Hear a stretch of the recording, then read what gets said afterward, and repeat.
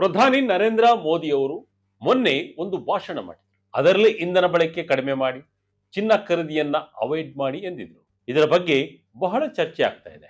ಆದರೆ ಅದೇ ಭಾಷಣದಲ್ಲಿ ಮಾಡಿದ ಮತ್ತೊಂದು ಮನವಿ ದೊಡ್ಡ ಸರ್ಪ್ರೈಸ್ ಕೊಟ್ಟಿತ್ತು. ಅದೇನಪ್ಪ ಅಂದ್ರೆ ಅಡುಗೆಗೆ ಬಳಸುವ ವೆಜಿಟೇಬಲ್ ಆಯಿಲ್ ಅಥವಾ ಖಾದ್ಯ ತೈಲದ ಬಳಕೆಯನ್ನ ಕಡಿಮೆ ಮಾಡಿ ಅನ್ನೋದು. ಎಸ್ ವೀಕ್ಷಕರೇ, ಭಾರತೀಯರ ಪ್ರತಿ ಒಂದು ಅಡುಗೆ ಮನೆಯಲ್ಲಿ ಪ್ರತಿದಿನ ಬಳಕೆಯಾಗುವ ವಸ್ತು ಅದು ಅಡುಗೆ ಎಣ್ಣೆ. ಇದೊಂದು ರೀತಿ ನಮ್ಮ ದಿನನಿತ್ಯದ ಬದುಕಿನ ಅವಿಭಾಜ್ಯ ಅಂಗ. ಆದರೆ ನಮ್ಮ ದೇಶದ ಮೂಲೆ ಮೂಲೆಯಲ್ಲಿರುವ ಕಿರಾಣಿ ಅಂಗಡಿಗಳಲ್ಲಿ ಮಾರಾಟವಾಗುವ ಬಹುಪಾಲು ಅಡುಗೆ ಎಣ್ಣೆ ಬೇರೆ ದೇಶಗಳಿಂದ ಆಮದು ಮಾಡಿಕೊಂಡಿದೆ. ಅಂದ್ರೆ ನೀವು ನಂಬಲೇಬೇಕು. ಈ ವಿಚಾರ ಗೊತ್ತಾದ ಮೇಲೆ ಸಹಜವಾಗಿ ಎಲ್ಲರಿಗೂ ಒಂದು ದೊಡ್ಡ ಪ್ರಶ್ನೆ ಕಾಡೋಕೆ ಶುರುವಾಗಿದೆ. ಭಾರತ ಒಂದು ಕೃಷಿ ಪ್ರಧಾನ ದೇಶ. ಇಲ್ಲಿ ಕೋಟ್ಯಾಂತರ ರೈತರಿದ್ದಾರೆ, ವಿಶಾಲವಾದ ಕೃಷಿ ಭೂಮಿ ಇದೆ. ಹೀಗಿದ್ದರೂ ನಮ್ಮ ಜನರಿಗೆ ಬೇಕಾದಷ್ಟು ಅಡುಗೆ ಎಣ್ಣೆಯನ್ನ ನಮ್ಮ ದೇಶದಲ್ಲಿ ಉತ್ಪಾದನೆ ಮಾಡಲು ಯಾಕೆ ಸಾಧ್ಯವಾಗ್ತಾ ಇಲ್ಲ? ಅಡುಗೆ ಎಣ್ಣೆಯಿಂದ ಭಾರತದ ಫಾರೆಕ್ಸ್ ರಿಸರ್ವ್ ಮೇಲೆ ಬೀಳ್ತಿರುವ ಒತ್ತಡ ಎಂತಹದ್ದು? ಅಡುಗೆ ಎಣ್ಣೆಗೆ ಆಲ್ಟರ್ನೇಟಿವ್ ಏನು ಎಂಬುದನ್ನ ಡೀಟೇಲ್ ಆಗಿ ನೋಡ್ತಾ ಹೋಗೋಣ ಬನ್ನಿ. ಮೋದಿ ಭಾಷಣದಲ್ಲಿ ಅಡುಗೆ ಎಣ್ಣೆಯ ಪ್ರಸ್ತಾಪ ಯಾಕೆ? ಅಡುಗೆ ಎಣ್ಣೆಗೂ ದೇಶದ ಆರ್ಥಿಕತೆಗೂ ಏನು ಲಿಂಕ್? ಹೌದು, ಪ್ರಧಾನಿ ಮೋದಿರವರು ಮೊನ್ನೆ ಮಾಡಿದ ಭಾಷಣದಲ್ಲಿ ಇಂಧನ ಅಥವಾ ಫ್ಯೂಯಲ್ ಅನ್ನ ಉಳಿಸಿ ಕನಿಷ್ಠ 1 ವರ್ಷದ ಮಟ್ಟಿಗಾದರೂ ಚಿನ್ನ ಖರೀದಿಸುವುದನ್ನ ಅವಾಯ್ಡ್ ಮಾಡಿ, ಸಾಧ್ಯವಾದಷ್ಟು ರಿಮೋಟ್ ಆಗಿ ಕೆಲಸ ಮಾಡಿ ಅಂತ ಹೇಳಿದ್ರು. ಇದು ಸಹಜವಾಗಿ ಜನರಿಗೆ ಮತ್ತು ಮಾರ್ಕೆಟ್ಗೆ ಸ್ವಲ್ಪ ಅಚ್ಚರಿಯನ್ನು ಮೂಡಿಸಿತ್ತು. ಯಾಕೆಂದ್ರೆ ಪೆಟ್ರೋಲ್, ಡೀಸೆಲ್ ಅಥವಾ ಚಿನ್ನ ಇವೆಲ್ಲವನ್ನು ನಾವು ಭಾರಿ ಪ್ರಮಾಣದಲ್ಲಿ ಇಂಪೋರ್ಟ್ ಮಾಡಿಕೊಳ್ಳುತ್ತೇವೆ. ಇದರಿಂದ ನಮ್ಮ ಫಾರಿನ್ ರಿಸರ್ವ್ ಅಥವಾ ವಿದೇಶಿ ವಿನಿಮಯದ ಮೇಲೆ ಪ್ರಭಾವ ಬೀರುತ್ತೆ ಅನ್ನೋದು ಎಲ್ಲರಿಗೂ ಗೊತ್ತಿರುವ ವಿಚಾರ. ಆದರೆ ಇದೇ ಭಾಷಣದಲ್ಲಿ ಪ್ರಧಾನಿ ಮೋದಿರವರು ಅಡುಗೆ ಎಣ್ಣೆಯನ್ನು ಕೂಡ ಕಡಿಮೆ ಬಳಸಿ ಎಂದಿದ್ದರು. ಅದು ಕೂಡ ಎಲ್ಲರ ಗಮನ ಸೆಳೆದಿದೆ. ಆದರೆ ಇದರ ಬಗ್ಗೆ ಯಾರು ಕೂಡ ಜಾಸ್ತಿ ಮಾತನಾಡ್ತಿಲ್ಲ. ಎಲ್ಲರೂ ಚಿನ್ನ ಮತ್ತು ತೈಲದ ಬಗ್ಗೆ ಮಾತ್ರ ಮಾತನಾಡ್ತಿದ್ದು, ಕೃಷಿ ಪ್ರಧಾನ ರಾಷ್ಟ್ರದಲ್ಲಿ ಅಡುಗೆ ಎಣ್ಣೆ ಇಂಪೋರ್ಟ್ ಆಗ್ತಿರುವುದು ಯಾಕೆ ಎಂಬುದನ್ನು ಚರ್ಚೆ ಮಾಡ್ತಿಲ್ಲ. ಅದನ್ನೇ ಇವತ್ತಿನ ವಿಡಿಯೋದಲ್ಲಿ ನೋಡ್ತಾ ಹೋಗೋಣ ಬನ್ನಿ.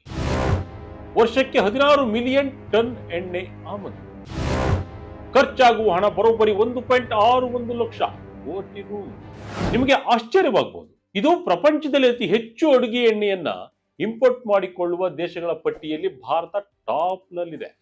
ವರದಿಗಳ ಪ್ರಕಾರ ಭಾರತವು ಪ್ರತಿ ವರ್ಷ ಸುಮಾರು 15 ರಿಂದ 16 ಮಿಲಿಯನ್ ಟನ್ ಅಡುಗೆ ಎಣ್ಣೆಯನ್ನ ಆಮದು ಮಾಡಿಕೊಳ್ಳುತ್ತದೆ. ಇದಕ್ಕಾಗಿ ನಮ್ಮ ದೇಶ ಪ್ರತಿ ವರ್ಷ ಬರೋಬ್ಬರಿ 1.61 ಲಕ್ಷ ಕೋಟಿ ರೂಪಾಯಿ ಅಂದ್ರೆ ಸುಮಾರು $18.3 ಬಿಲಿಯನ್ ಹಣವನ್ನ ಖರ್ಚು ಮಾಡ್ತಾ ಇದೆ. ಕೇವಲ ಒಂದು ಸಿಂಗಲ್ ಐಟಮ್ಗಾಗಿ ನಮ್ಮ ದೇಶದ ಇಷ್ಟೊಂದು ದೊಡ್ಡ ಮಟ್ಟದ ಫಾರಿನ್ ಎಕ್ಸ್ಚೇಂಜ್ ಅಥವಾ ವಿದೇಶಿ ವಿನಿಮಯ ಖಾಲಿ ಆಗ್ತಾ ಇದೆ. ಸಿಂಪಲ್ ಆಗಿ ಹೇಳ್ಬೇಕಂದ್ರೆ ನಮ್ಮ ಕರ್ನಾಟಕ ಬಜೆಟ್ ನಲ್ಲಿ ಕಾಲು ಭಾಗದಷ್ಟು ದುಡ್ಡನ್ನ ಅಡುಗೆ ಎಣ್ಣೆಯನ್ನ ಆಮದು ಮಾಡಿಕೊಳ್ಳಲೆಂದೇ ಭಾರತ ಸರ್ಕಾರ ವ್ಯಯಿಸ್ತಾ ಇದೆ. ಇನ್ನು ಭಾರತದಲ್ಲಿ ಲಕ್ಷಾಂತರ ಎಕರೆ ಕೃಷಿ ಭೂಮಿ ಇದೆ. ಆದರೆ ಭತ್ತ ಮತ್ತು ಗೋಧಿಗೆ ಹೋಲಿಸಿದ್ರೆ ಎಣ್ಣೆ ಕಾಳುಗಳನ್ನ ಬೆಳೆಯುವ ಭೂಮಿಯ ಪ್ರಮಾಣ ಬಹಳನೇ ಕಡಿಮೆ. ಭಾರತದಲ್ಲಿ ಎಣ್ಣೆ ಕಾಳುಗಳನ್ನ 30 ಮಿಲಿಯನ್ ಹೆಕ್ಟೇರ್ ಪ್ರದೇಶದಲ್ಲಿ ಬೆಳೆದರೆ ಕರ್ನಾಟಕದಲ್ಲಿ ಸುಮಾರು 7 ರಿಂದ 8 ಲಕ್ಷ ಹೆಕ್ಟೇರ್ ಪ್ರದೇಶದಲ್ಲಿ ಮಾತ್ರ ಎಣ್ಣೆ ಕಾಳುಗಳನ್ನ ಬೆಳೆಯಲಾಗ್ತಾ ಇದೆ. ಇದು ಅಡುಗೆ ಎಣ್ಣೆ ಉತ್ಪಾದನೆಗೆ ದೊಡ್ಡ ಸಮಸ್ಯೆಯಾಗಿ ಉಂಟಾಗಿದೆ. ರೈತರು ಎಣ್ಣೆ ಕಾಳು ಬೆಳೆಯದಿರಲು ಕಾರಣವೇನು? ಅಡುಗೆ ಎಣ್ಣೆ ಬಗ್ಗೆ ತಜ್ಞರು ಬಿಚ್ಚಿಟ್ಟ ಅಸಲಿ ಸತ್ಯ. ಭಾರತದಲ್ಲಿ ಎಣ್ಣೆ ಕಾಳುಗಳ ಉತ್ಪಾದನೆ ಯಾಕೆ ಕಡಿಮೆಯಾಗಿದೆ ಅನ್ನೋದ್ರ ಬಗ್ಗೆ international crops research institute for the semi arid tropics ನಲ್ಲಿ ಡೈರೆಕ್ಟರ್ ಜನರಲ್ ಹಾಗೂ ಐಸಿಎಆರ್ ನ ಮಾಜಿ ಡೈರೆಕ್ಟರ್ ಜನರಲ್ ಆಗಿರುವ ಡಾಕ್ಟರ್ ಹಿಮಾಂಶು ಪಾಠಕ್ ರವರು ಬಹಳ ಸ್ಪಷ್ಟವಾಗಿ ವಿವರಣೆ ಕೊಟ್ಟಿದ್ದಾರೆ. ಅವರ ಪ್ರಕಾರ ಈ ಸಮಸ್ಯೆಯ ಹಿಂದೆ ವಿಜ್ಞಾನ ಮತ್ತು ಸರ್ಕಾರದ ಪಾಲಿಸಿಗಳೆರಡರ ಪಾತ್ರವೂ ಇದೆ. ನಮ್ಮ ದೇಶದ ರೈತರು ಎಣ್ಣೆ ಕಾಳುಗಳನ್ನ ಬೆಳೆಯುವುದನ್ನ ಒಂದು ರಿಸ್ಕಿ ಕೆಲಸ ಅಂತ ಭಾವಿಸಿದ್ದಾರೆ. ಮಳೆಯ ಅಭಾವ, ಕೀಟ ಬಾಧೆ, ರೋಗಗಳು ಮತ್ತು ಮಾರುಕಟ್ಟೆಯಲ್ಲಿ ಬೆಲೆಗಳ ಏರಿಳಿತ, ಈ ಎಲ್ಲಾ ಕಾರಣಗಳಿಂದಾಗಿ ರೈತರು ಭತ್ತ ಮತ್ತು ಗೋಧಿಯನ್ನು ಹೆಚ್ಚು ನಂಬಿದ್ದಾರೆ. ಭತ್ತ ಮತ್ತು ಗೋಧಿ ಬಹಳ ಸ್ಟೇಬಲ್ ಆದ ಬೆಳೆಗಳು. ಸರ್ಕಾರವೇ ಬೆಳೆಗಳನ್ನ ಕನಿಷ್ಠ ಬೆಂಬಲ ಬೆಲೆ ಕೊಟ್ಟು ಖರೀದಿ ಮಾಡುತ್ತದೆ ಮತ್ತು ಇದಕ್ಕೆ ಪಾಲಿಸಿಗಳ ಸಪೋರ್ಟ್ ಕೂಡ ಇದೆ. ಆದರೆ ಆಯಿಲ್ ಸೀಡ್ಸ್ ಅಥವಾ ಎಣ್ಣೆ ಕಾಳುಗಳಿಗೆ ರೈತರಲ್ಲಿ ಈ ಮಟ್ಟದ ಕಾನ್ಫಿಡೆನ್ಸ್ ಇಲ್ಲ. ಭೌಗೋಳಿಕ ಅಂಶಗಳು ಕೂಡ ಇಲ್ಲಿ ವಿಲನ್ ಆಗಿವೆ.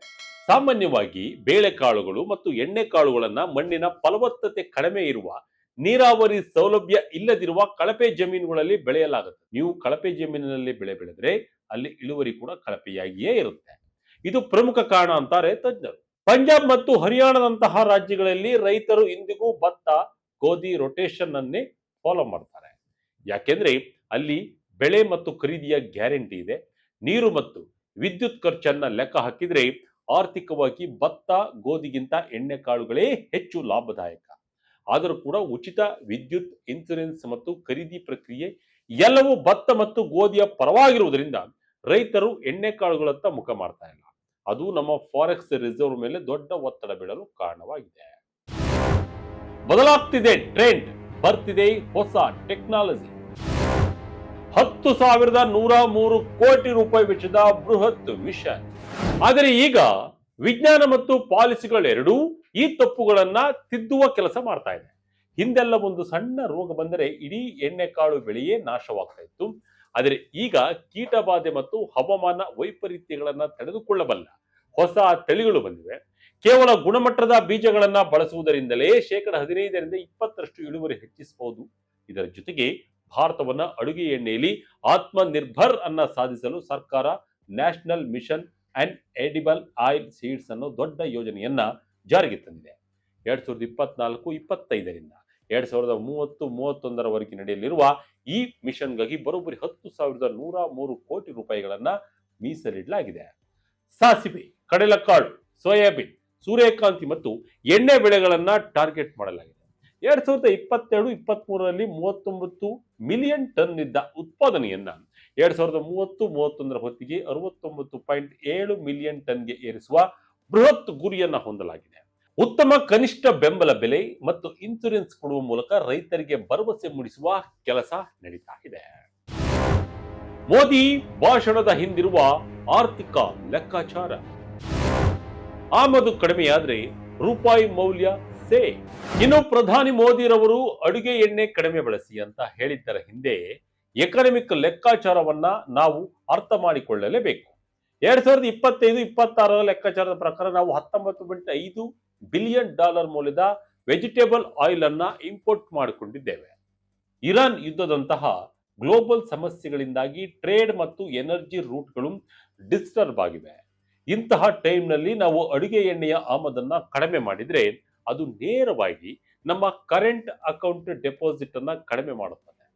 ಡೆಪಾಸಿಟ್ ಕಡಿಮೆಯಾದಾಗ ರೂಪಾಯಿ ಮೇಲಿನ ಒತ್ತಡ ಕೂಡ ಕಡಿಮೆಯಾಗುತ್ತದೆ. ಅಂದರೆ ದೇಶದ ಆರ್ಥಿಕತೆ ಸ್ಟ್ರಾಂಗ್ ಆಗ್ತದೆ. ಅಡುಗೆ ಎಣ್ಣೆಯನ್ನ ಕಡಿಮೆ ಮಾಡಿದರೆ ಆ ದುಡ್ಡನ್ನ ಪೆಟ್ರೋಲ್ ಹಾಗೂ ಡೀಸೆಲ್ಗೆ ವರ್ಗಾಯಿಸಬಹುದು ಎನ್ನುವ ಲೆಕ್ಕಾಚಾರ ಕೂಡ ಇದರಲ್ಲಿದೆ. ಅಡುಗೆ ಎಣ್ಣೆ ಕಡಿಮೆ ತಿಂದ್ರೆ ಹೆಲ್ತ್ಗೂ ಲಾಭ. ಅಡುಗೆ ಎಣ್ಣೆಗೆ ಆಲ್ಟರ್ನೇಟಿವ್ಸ್ ಏನು?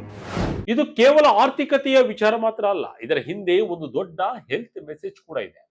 ವೈದ್ಯರ ಪ್ರಕಾರ ಅತಿಯಾದ ಕರಿದ ಪದಾರ್ಥಗಳು ಮತ್ತು ಪ್ರೋಸ್ಟೆಡ್ ಫುಡ್ಗಳನ್ನ ಲೈಫ್ ಸ್ಟೈಲ್ ಪ್ರಾಬ್ಲಮ್ ಆಗಿ ಬದಲಾಗಿದೆ. ನಮ್ಮ ದೇಹಕ್ಕೆ ಕೇವಲ ಅಲ್ಪ ಪ್ರಮಾಣದ ಎಣ್ಣೆ ಮಾತ್ರ ಸಾಕು. ಎಣ್ಣೆ ಜಾಸ್ತಿ ತಿಂದರೆ ಒಬೆಸಿಟಿ, ಹಾರ್ಟ್ ಪ್ರಾಬ್ಲಮ್, ಡಯಾಬಿಟಿಸ್ ನಂತಹ ಸಮಸ್ಯೆಗಳು ಬರುತ್ತೆ. ಈಗ ಮೋದಿ ಹೇಳಿದ್ದಾರೆ ಅಂತ ನಾವು ನಾಳೆಯಿಂದಲೇ ಎಣ್ಣೆ ತಿನ್ನೋದನ್ನೇ ಬಿಟ್ಟು ಬಿಡಿ ಅಂತ ಅಲ್ಲ, ಆದರೆ ಅಡುಗೆ ಮಾಡುವ ವಿಧಾನವನ್ನ ಬದಲಾಯಿಸಿಕೊಳ್ಳಿ ಅಂತಾರೆ ವೈದ್ಯರು. Steaming, grilling, roasting, pressure cooking, air frying ಮಾಡುವುದರಿಂದ ಕಡಿಮೆ ಎಣ್ಣೆಯಲ್ಲಿ ಟೇಸ್ಟಿಯಾದ ಅಡುಗೆ ಮಾಡಬಹುದು. ಟೇಸ್ಟ್ಗಾಗಿ ಎಣ್ಣೆಯನ್ನೇ ಸುರಿಯುವ ಬದಲು ಬಾದಾಮಿ, ವಾಲ್ನಟ್, ನಟ್ಸ್, ಸೀಡ್ಸ್, ಮೊಸರು, ತೆಂಗಿನಕಾಯಿ, ಹಾಲು, ಟೊಮೊಟೊ, ಬೆಳ್ಳುಳ್ಳಿ, ನಿಂಬೆಹಣ್ಣು, ಮಸಾಲೆ ಪದಾರ್ಥಗಳನ್ನ ಬಳಸಿ ರುಚಿ ಹೆಚ್ಚಿಸಬಹುದು ಎನ್ನುತ್ತಾರೆ ವೈದ್ಯರು. ಇದನ್ನು ನೀವು ಪಾಲಿಸಬೇಕು ಅಷ್ಟೇ.